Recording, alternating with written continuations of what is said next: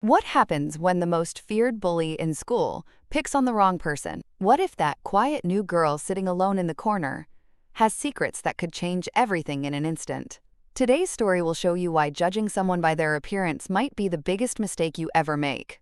Picture this: Lincoln High School, where the hierarchy is brutal and unforgiving, where one wrong move can destroy your entire high school experience, where Brad Thompson rules with an iron fist and nobody, absolutely nobody, dares to challenge him. But sometimes, the most powerful people are the ones you'd never expect. Emily Harris looked like any other transfer student. Average height, simple clothes, the kind of person who blends into the background. She kept her head down, spoke softly, and seemed to want nothing more than to disappear. But beneath that quiet exterior lay a secret so explosive that when it finally surfaced, it would reshape the entire school's social order. You see, Emily wasn't just any 16-year-old girl.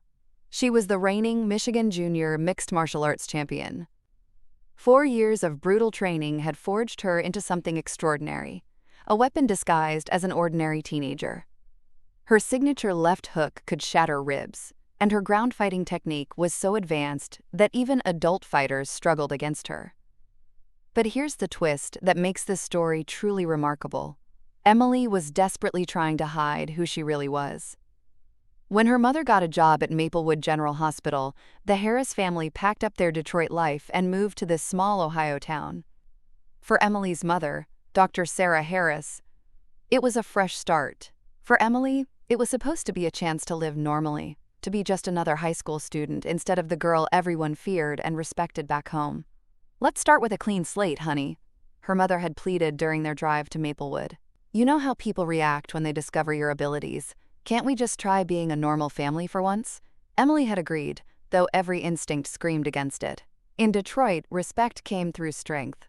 Everyone knew not to cross Emily Harris because everyone knew what she was capable of.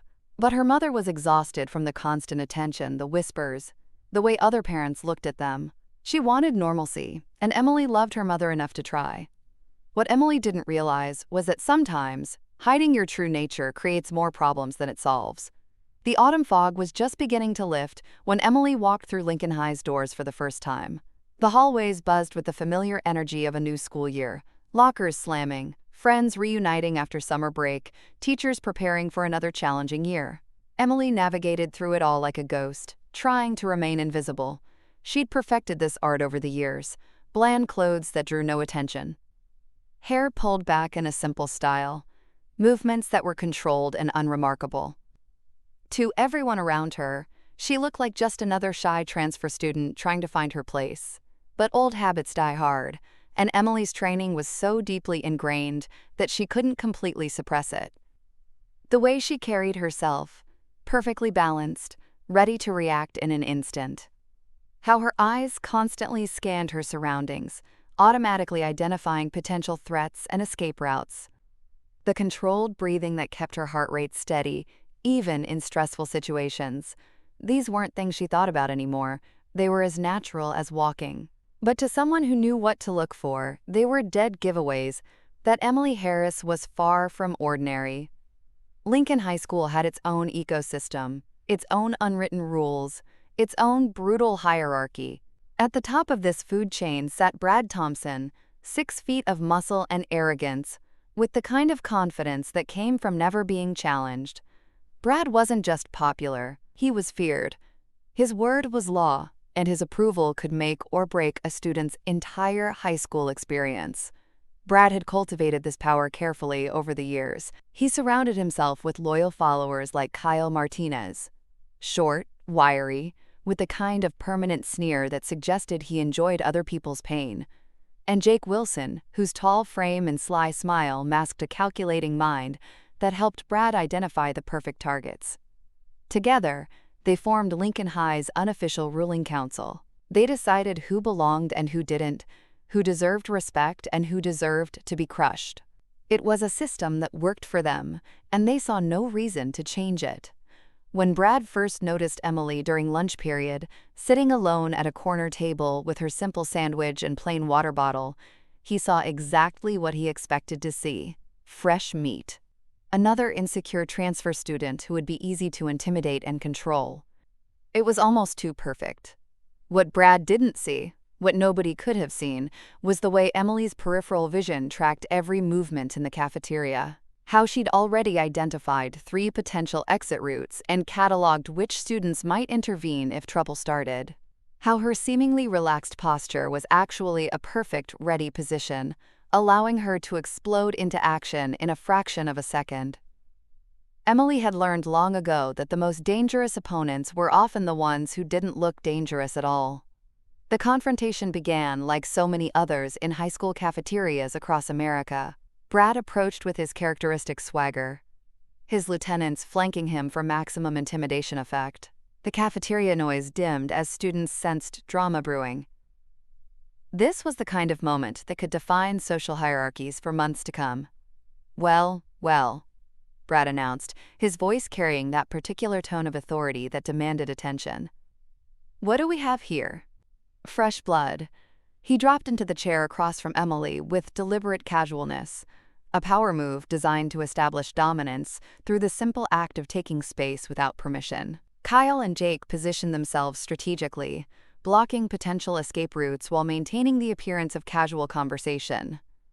Emily looked up from her sandwich, meeting Brad's gaze with steady eyes that showed neither fear nor challenge. "Hello," she said simply, her voice calm and controlled. "Hello?" Brad repeated, as if the word amused him. "That's it? Just hello?" He leaned back in his chair, studying her with the kind of predatory interest a cat might show a particularly interesting mouse. "I'm Brad Thompson. This is my school, my cafeteria, my rules." "And you are?" "Emily Harris," she replied, taking another bite of her sandwich as if this were any normal conversation. Brad's eyes narrowed slightly. Most new students stammered when he introduced himself this way, or at least showed some sign of nervousness. Emily's complete composure was unusual, but not necessarily problematic. Sometimes the quiet ones were the most satisfying to break. "Emily Harris," he repeated slowly, tasting the name. "Where are you from, Emily Harris?" "Detroit." Kyle snorted with laughter. "Detroit? So you're from the big bad city, huh? Think that makes you tough?" Emily's eyes flicked to Kyle briefly before returning to Brad. "I don't think I'm anything in particular," she said calmly. "I'm just trying to eat my lunch." This response clearly wasn't what Brad expected. Most students either cowered or tried to impress him. Emily was doing neither, and her complete lack of reaction was starting to irritate him. "See, here's the thing, Emily from Detroit," Brad said, leaning forward across the table. "We have a system here at Lincoln High. A way of doing things that keeps everything running smoothly. New students, especially ones from big cities who might have attitude problems, they need to understand how things work." Emily set down her sandwich and gave Brad her full attention for the first time. Something subtle shifted in her posture. Nothing dramatic, just a slight straightening that somehow made her seem more present, more focused. To most observers, it looked like she was simply being polite. To someone with martial arts training, it would have been recognized as a fighter shifting into ready position. "What kind of system?" Emily asked, her tone remaining perfectly neutral. Brad smiled. The kind of smile that never reached the eyes. "Simple. Respect. New students show respect to those of us who've earned our place here. Think of it as a welcoming fee." "A welcoming fee," Emily repeated flatly. "That's right. Nothing too complicated. Let's say $5 a day. Think of it as insurance. Make sure nothing unfortunate happens to you while you're learning the ropes. Accidents can happen to new students who don't understand how things work around here." The cafeteria had grown noticeably quieter. Students at nearby tables were pretending to eat while straining to hear every word. This was the kind of moment that became legend. The moment when the school's power structure either reinforced itself or faced its first real challenge. Emily looked at each of the 3 boys in turn, her expression unreadable. Brad saw contemplation, maybe fear finally setting in. Kyle saw a victim realizing she was trapped. Jake saw another easy mark about to fold under pressure. None of them saw what was actually happening behind Emily's calm exterior. Her mind was working with the cold precision of a trained fighter. She calculated angles, distances, reaction times. Brad was overconfident, sitting too close with his guard completely down. Kyle was positioned poorly, too far to the right to effectively support his leader. Jake was strong, but clearly relied on intimidation rather than actual fighting ability. If this were Detroit, if she were still the girl everyone knew better than to mess with, this would already be over. One precise strike to Brad's solar plexus would drop him instantly. A follow-up elbow to Kyle would eliminate the second threat before he could react.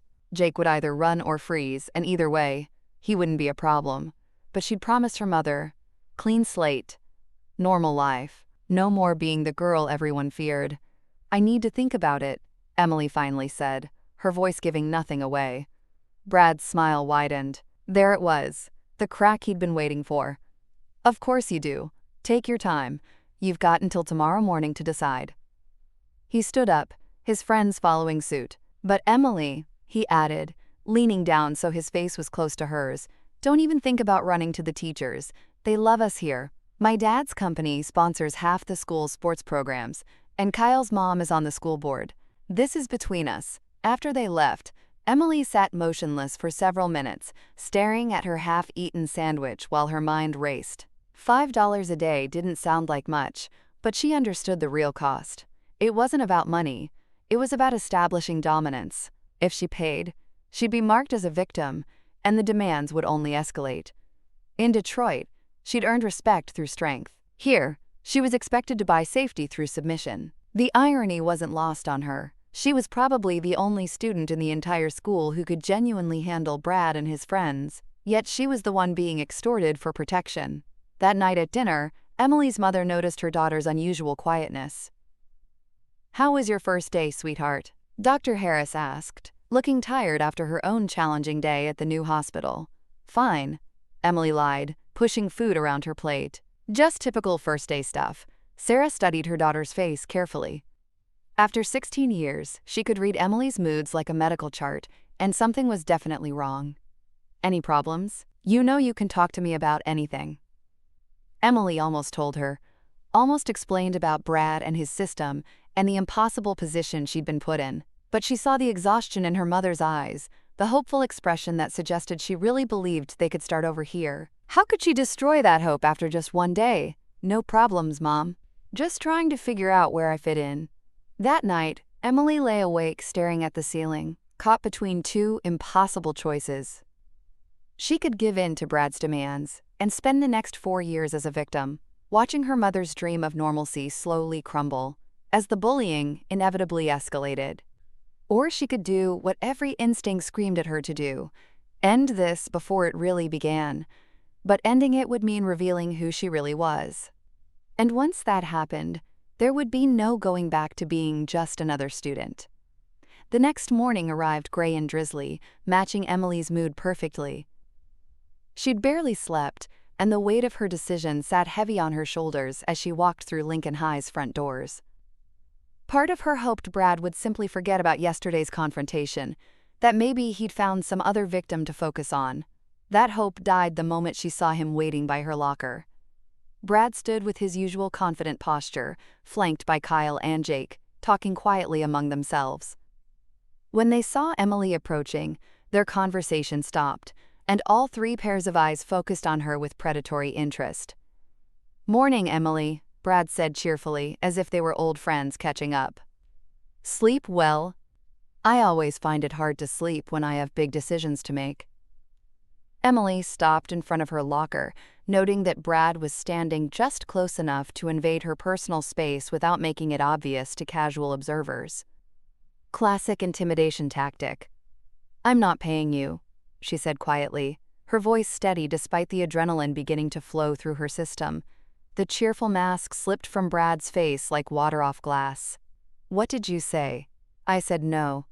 Emily met his gaze directly, and for just a moment, something flickered in her eyes. Something cold and dangerous that made Brad take an unconscious step backward. But the moment passed, and Brad's confusion quickly transformed into anger.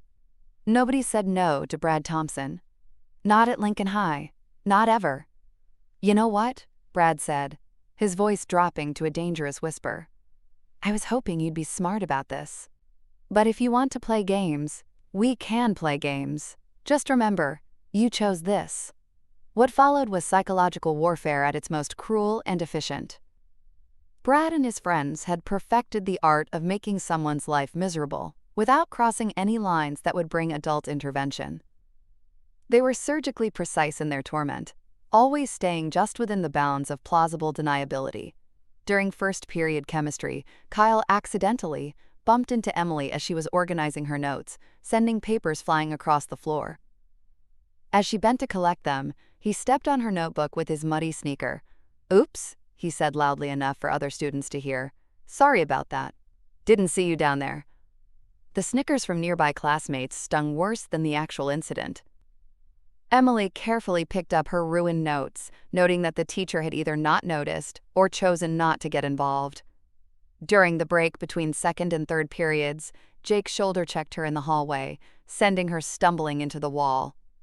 The impact jarred her shoulder and made her backpack spill open, contents scattering across the floor.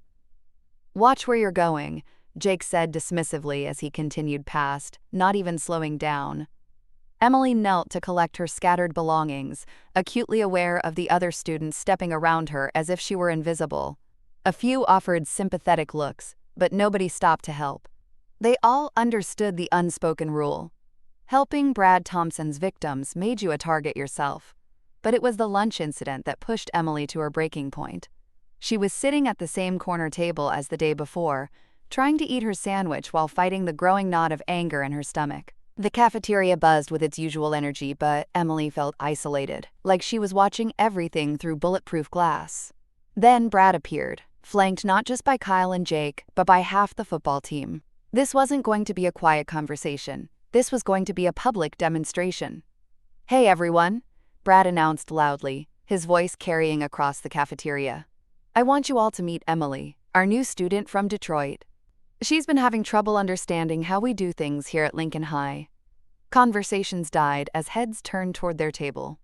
Emily felt dozens of eyes focusing on her, some curious, some sympathetic, some simply eager for entertainment. Her phone buzzed. Someone was already recording. "Brad, please," Emily said quietly, hoping to de-escalate before this got out of hand. "I just want to eat my lunch." "Oh, but this is educational," Brad continued, his voice dripping with false concern. "You see, Emily here thinks she's too good for our traditions. She thinks she's better than us small-town kids." Emily started to stand, but Brad placed a heavy hand on her shoulder, pushing her back down into her seat. The gesture looked almost friendly to casual observers, but Emily felt the implicit threat in his grip. "The thing is," Brad continued, now speaking directly to Emily, but loud enough for the entire cafeteria to hear, "when someone disrespects me, they disrespect all of us. And that reflects poorly on our school spirit." Without warning, Brad picked up Emily's lunch tray and slowly, deliberately, dumped the entire contents into her lap.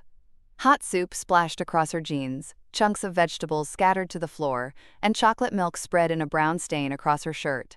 The cafeteria erupted in laughter and excited chatter. Phones appeared as students rushed to capture the moment for social media.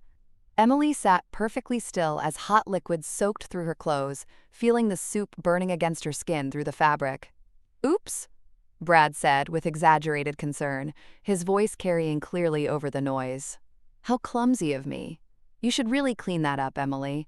We can't have messes in our cafeteria." For a moment, Emily didn't move. She sat there, covered in food and humiliation, while her classmates laughed and recorded her degradation. The familiar red haze of rage began building behind her eyes, the same feeling she got in the ring just before she unleashed everything she had on an opponent. Her hands trembled slightly, not from fear or embarrassment, but from the enormous effort of keeping herself under control. Every muscle in her body was screaming at her to move, to show Brad exactly what happened to people who made the mistake of humiliating Emily Harris. She could end this right now. One movement, faster than Brad could react, more precise than he could defend against. She could have him on the ground, gasping for air, before his friends even realized what was happening. The entire cafeteria would see exactly what happened when someone pushed Emily Harris too far. But she'd made a promise.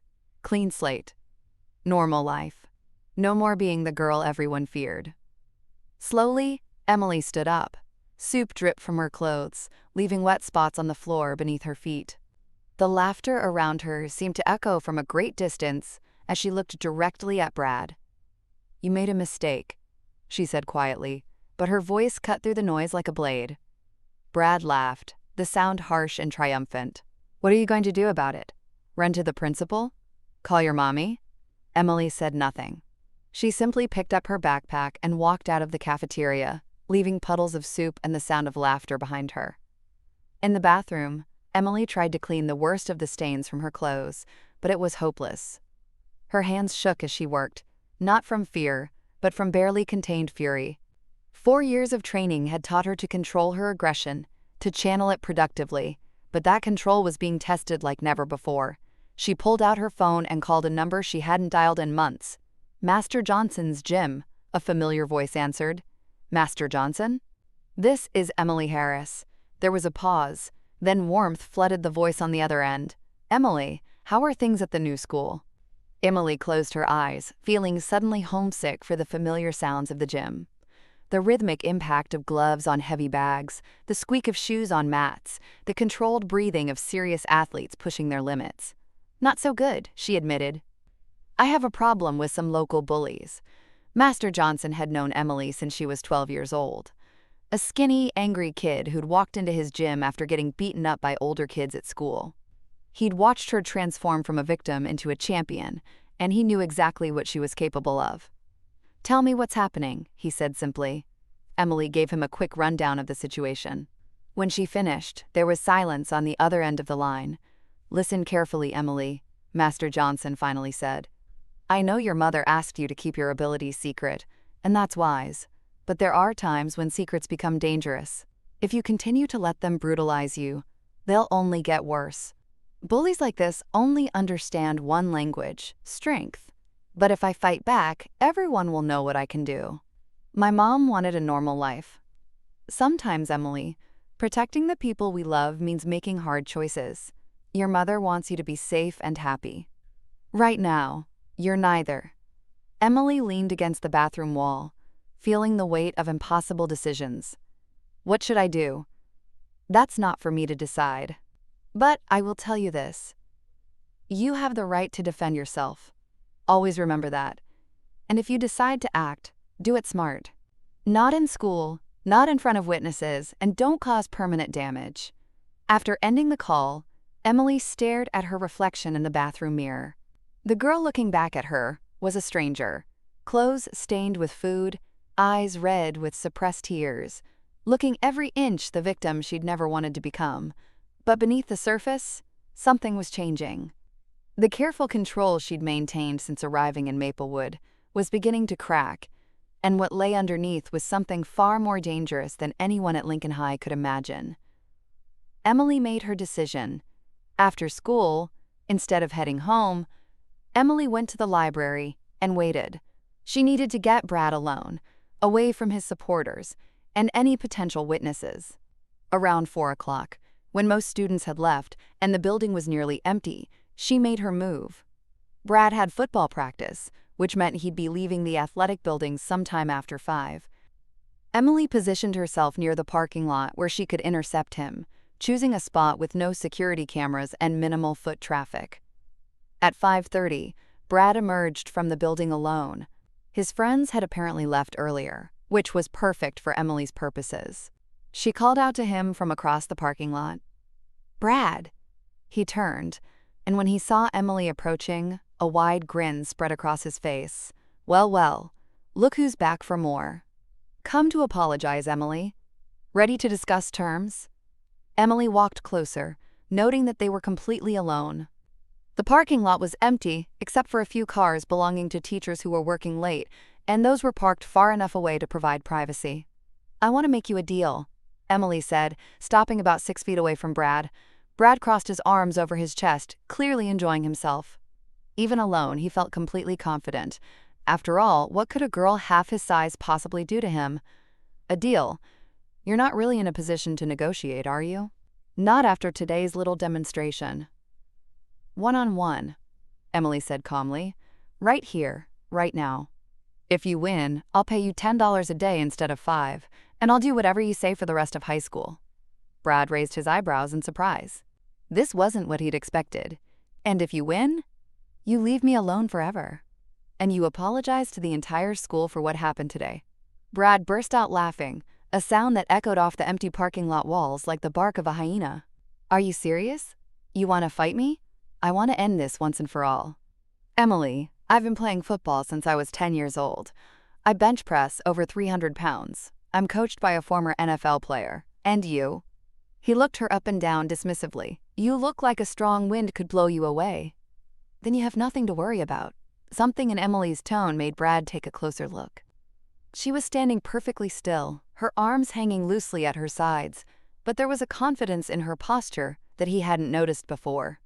Her breathing was controlled, her stance balanced. She looked ready, but that was impossible. She was just some scared transfer student from Detroit. Okay, Brad said finally, pulling off his football jersey to reveal the muscled torso underneath. But when I'm done with you, you're gonna wish you'd just paid me the $5. They walked to the center of the parking lot, where the asphalt was clean and there were no cars to interfere.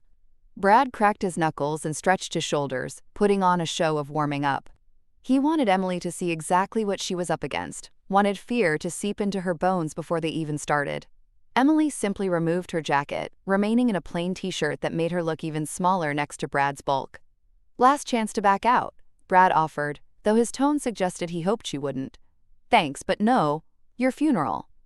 Brad didn't waste time with posturing or trash talk. He came at Emily like a freight train, intending to end the fight with one devastating blow. His right fist rocketed toward her face with enough force to break her nose. What happened next defied every assumption Brad had made about Emily Harris. She didn't flinch, didn't try to run. Instead, she took a small step to the left, letting Brad's punch whistle harmlessly past her head, while simultaneously raising her right arm to deflect his follow-up. The movement was so fluid, so perfectly timed, that it looked almost effortless. Before Brad could process what had happened, Emily countered. Her left fist shot forward like a piston, aimed with surgical precision at Brad's solar plexus. 4 years of training, thousands of hours of practice, all the power she'd been forced to hide for months. Everything concentrated into that single devastating blow. Emily's fist slammed into Brad's chest just below the ribcage, driving all the air from his lungs in an explosive gasp. His diaphragm spasmed, his nervous system short-circuited, and his legs gave out like someone had cut the strings holding him up. Brad collapsed to his knees, gasping like a fish out of water, his body completely betraying him. He tried to breathe but couldn't, tried to stand but couldn't, tried to understand what had just happened but couldn't. Emily stood over him, completely calm, showing no signs of exertion or excitement. She might as well have been discussing the weather. First rule of fighting, she said quietly. Never underestimate your opponent. Brad managed to croak out a single word. How? Emily crouched down so they were at eye level. Mixed martial arts. 4 years of training. Michigan State Junior Champion. 23 fights, 21 wins. Brad's eyes widened in horror as the full implications hit him. This quiet girl who'd sat alone in the cafeteria, who'd seemed so helpless and afraid, was a trained fighter. A champion. You want to know something interesting? Emily continued conversationally. That punch? I didn't even use 1/10 of my full power. At full strength, it would have gone through your ribs and damaged your spine. Brad finally managed to draw a shaky breath, his body slowly remembering how to function, but he remained on his knees, looking up at Emily with a mixture of fear and disbelief.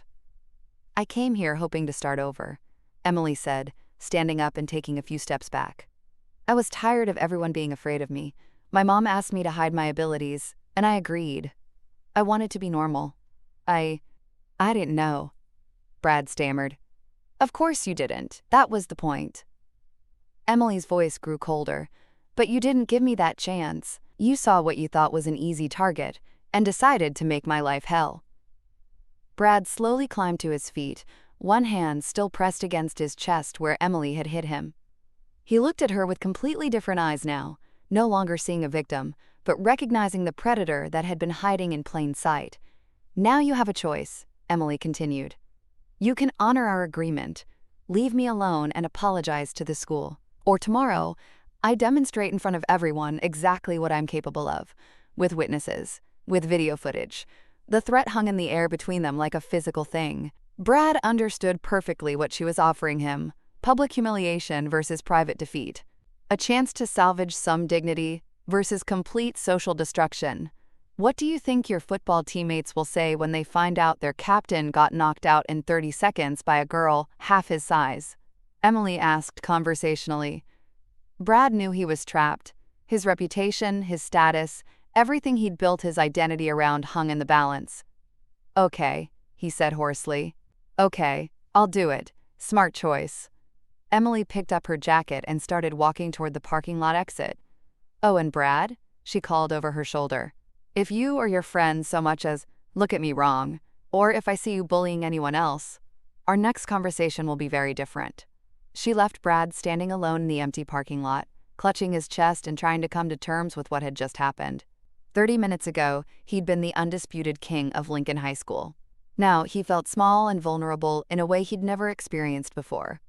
The next morning, the entire school buzzed with anticipation. Word had somehow gotten out that something big was going to happen, though nobody knew exactly what.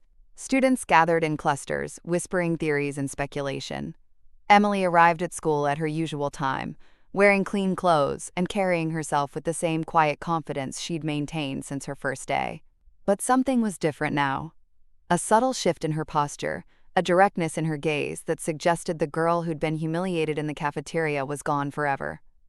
At exactly 8:15 a.m., just as the first period bell was about to ring, Brad Thompson approached Emily at her locker. The hallway fell silent as students realized they were about to witness something unprecedented. Emily, Brad said, his voice carrying clearly through the sudden quiet. There was no sarcasm, no mockery, no hint of the arrogance that usually characterized his interactions.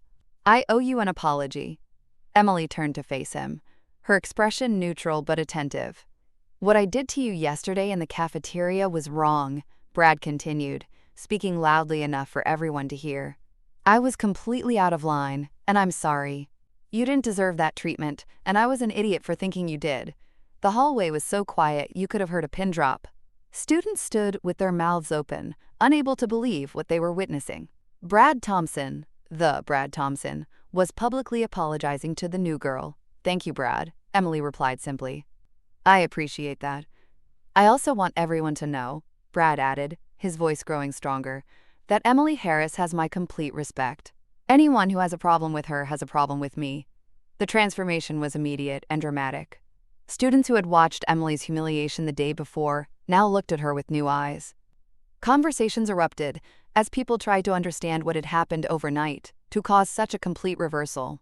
From that day forward, the entire atmosphere at Lincoln High began to change. Brad and his friends didn't just leave Emily alone, they became her unofficial protectors. When a sophomore tried to hassle a freshman for his lunch money, one look from Brad was enough to shut it down. When a group of seniors started picking on the drama club kids, Kyle and Jake made it clear that such behavior was no longer acceptable. But the most remarkable change was in Emily herself. The girl who had tried so hard to remain invisible now walked the halls with quiet confidence. She no longer hunched over her books or avoided eye contact. She'd found the balance between hiding her abilities and being true to herself. A week later, a group of girls approached Emily, led by Jessica Martin, one of the most popular students in school. Emily, Jessica began hesitantly. We heard. There are rumors that you know how to fight. Emily studied the group carefully. She could see fear in their eyes, but also hope. Why do you ask? We have a problem, Jessica explained. There are guys from Westside High who hang around our bus stop after school. They don't hurt us physically, but they won't leave us alone either. Yesterday, one of them tried to grab my hand, and when I pulled away, he said, "You won't get away next time." Emily listened as Jessica described the harassment they'd been enduring. 5 older boys who thought a group of younger girls made easy targets. Teachers couldn't help because it happened off school property. Parents would just impose restrictions that would make the girls' lives more difficult without solving the actual problem. How many are there? Emily asked. 5. All seniors, probably 17 or 18. That big guys. Emily considered this. 5 against 1 wasn't ideal odds, even for her. But these girls needed help, and nobody else was going to provide it. Okay, she said finally. Today, after school, go to the bus stop like usual. I'll be there. What are you going to do? We'll see. At 3:45 p.m., Emily took up position near the bus stop, sitting on a bench with a book open in her lap. To casual observers, she looked like any student waiting for transportation. In reality, she was cataloging every detail of the environment: escape routes, potential weapons, terrain advantages. Jessica and her 3 friends arrived a few minutes later, clustering together nervously and shooting glances toward Emily. The West Side boys showed up right on schedule, 5 teenagers in athletic wear, moving with the careless confidence of people who'd never faced real consequences for their actions. Their leader was a tall blonde with a neck tattoo and the kind of swagger that suggested he thought intimidating younger girls made him impressive. He made a beeline for Jessica and her friends. Well, well, he announced loudly. Our favorite princesses from Lincoln High. Miss us. Leave us alone, Travis. Jessica tried to sound firm, but Emily could hear the fear in her voice. Leave you alone? Travis laughed. We're just being friendly. In fact, I think we didn't get properly introduced yesterday. He reached toward Jessica's face, clearly intending to touch her cheek. The girl flinched backward, but one of Travis's friends had moved behind her, cutting off her retreat. Don't be scared, beautiful, the friend said. We don't bite. Much. That's when Emily intervened. Excuse me, she said, approaching the group with her book still in her hand. Could you please step aside? The bus will be here soon, and you're blocking the way. Travis turned to give Emily a dismissive look. Next to his nearly 6-foot frame, she seemed tiny and insignificant. Who are you? I go to Lincoln High, and these girls are my friends. Your friends? Travis chuckled, turning to his companions. Did you hear that, guys? The little girl says these are her friends. The other boys laughed appreciatively, clearly enjoying what they saw as easy entertainment. Well, little girl, Travis continued, stepping closer to Emily with a predatory grin, why don't you run along home before you get hurt? This doesn't concern you. Emily closed her book carefully and looked up at Travis with calm, measuring eyes. Actually, it does concern me. These girls asked for help, and I'm here to provide it. The 5 boys burst into laughter, the sound harsh and mocking in the afternoon air. Travis's friends spread out slightly, forming a loose semicircle that would prevent the girls from escaping, while also giving them multiple angles of approach. Help? Travis repeated, wiping tears of laughter from his eyes. What exactly do you think you're going to do against 5 of us? Emily glanced around the group, noting their positions, their builds, their body language. 3 of them were clearly followers, strong but dependent on Travis for leadership. The 4th, a stocky boy with intelligent eyes, looked like he might actually know how to fight. Travis himself was the wild card, arrogant enough to be careless, but big enough to be dangerous if he connected. I'm going to ask you nicely to leave, Emily said simply, once. This provoked another round of laughter. Travis stepped even closer, now standing directly in front of Emily with barely 2 feet between them. He loomed over her, using his height advantage for maximum intimidation. And if we don't? He asked, his voice dropping to a threatening whisper. Emily looked up at him with those same calm eyes that had unnerved Brad Thompson.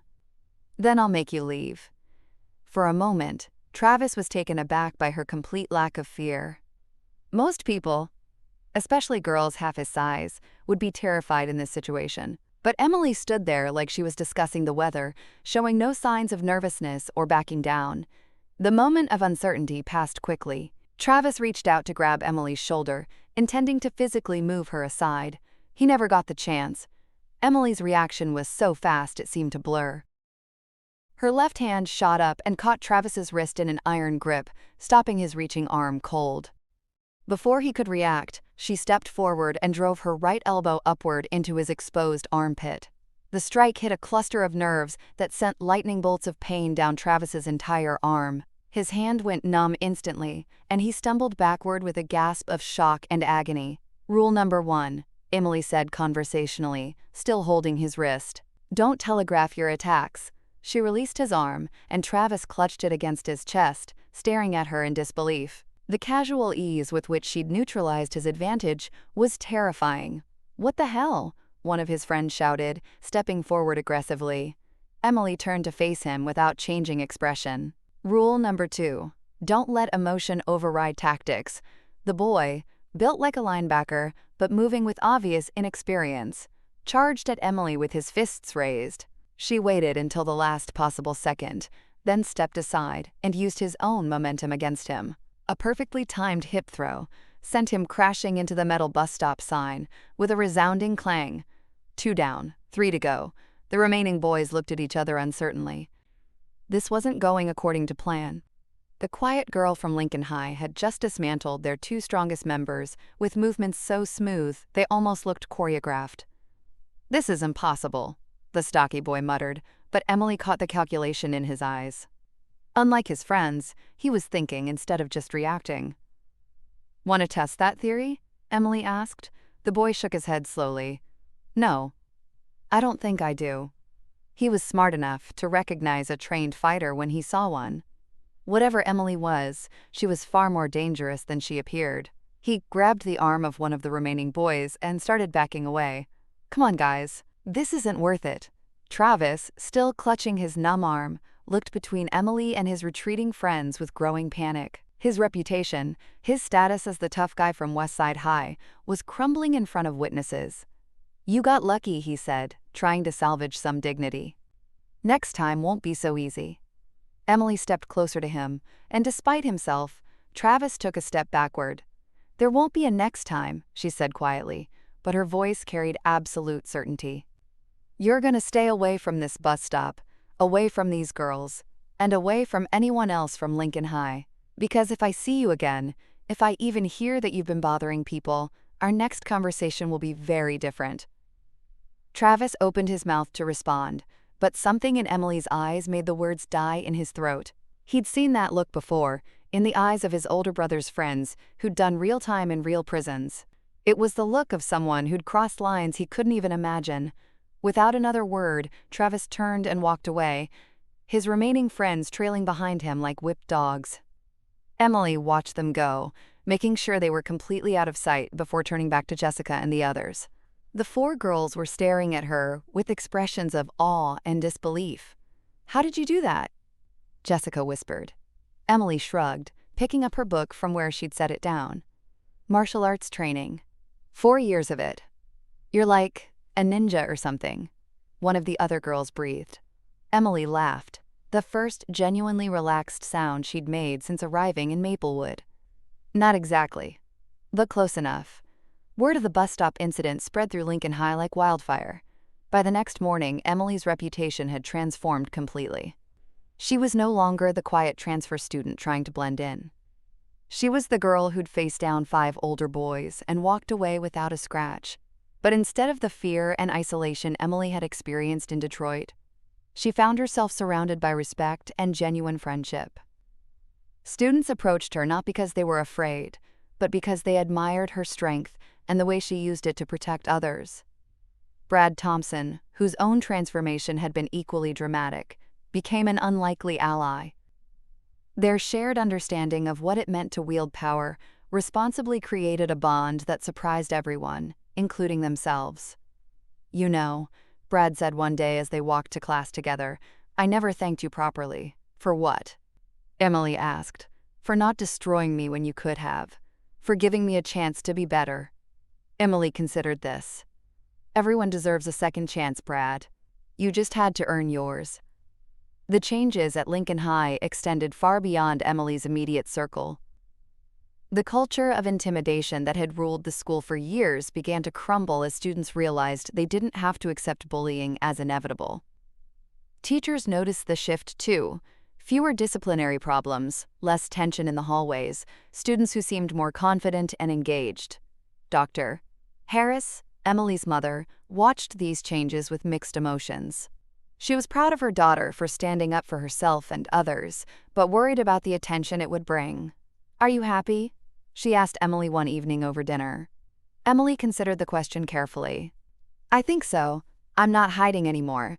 But I'm not the same person I was in Detroit either. I'm somewhere in between. And that feels right? It feels honest, Emily replied. I spent so much energy trying to be someone I wasn't. Now I can just be me. All of me. Sarah smiled, finally understanding that her daughter had found something she herself had been searching for, the balance between fitting in and staying true to yourself. 6 months later, Lincoln High was barely recognizable as the same school Emily had walked into that first autumn day. The toxic hierarchy had been replaced by something healthier, a community where strength was measured not by who you could intimidate, but by who you were willing to protect. Emily had kept her promise to her mother about living a normal life, just not in the way either of them had expected. She was still the Michigan Junior Mixed Martial Arts champion, still someone who could handle herself in any situation. But she was also a regular high school student who worried about tests, laughed with friends, and looked forward to graduation. She'd learned that being normal didn't mean being weak, and being strong didn't mean being alone. Most importantly, she'd discovered that sometimes the most powerful thing you can do is show others that they're stronger than they think. The girl who had changed everything had, in the process, changed herself. And Lincoln High would never be the same. Years later, when Emily Harris was interviewed for a documentary about bullying prevention, she was asked what advice she would give to students facing similar situations. Learn to defend yourself if you can, she said thoughtfully. But more importantly, learn that you're worth defending. Too many people accept mistreatment because they think they deserve it, or that it's inevitable. It's not. What about students who don't have martial arts training? Emily smiled. Physical strength is just one kind of power. Moral courage, the willingness to stand up for others, the refusal to accept injustice, those are forces that can change the world. Sometimes the strongest person in the room is the one willing to say, "This is wrong," when everyone else stays silent. The interviewer leaned forward. Do you regret hiding your abilities initially? No, Emily answered without hesitation. That experience taught me something crucial. That being underestimated can be its own kind of strength. People showed me who they really were when they thought I couldn't fight back. That's valuable information. And the bullies? What happened to them? Brad Thompson graduated valedictorian and got a full scholarship to study education. He wants to teach middle school and make sure kids don't go through what he put others through. Kyle and Jake both straightened up too. As for the West Side boys, they never bothered anyone from our school again. It sounds like everyone learned something. Emily nodded. That's what real strength does. It doesn't destroy people. It transforms situations. It creates possibilities for everyone to be better. The documentary ended with footage of Emily at her current job, working as a counselor at a youth center, teaching self-defense classes and conflict resolution. She was still small in stature, still quiet in demeanor, but there was something in her presence that made people feel safer, stronger, more capable of handling whatever challenges life might throw at them. The girl who had changed everything continued to change lives, one person at a time, proving that sometimes the most ordinary-looking people carry the most extraordinary power to make the world a better place.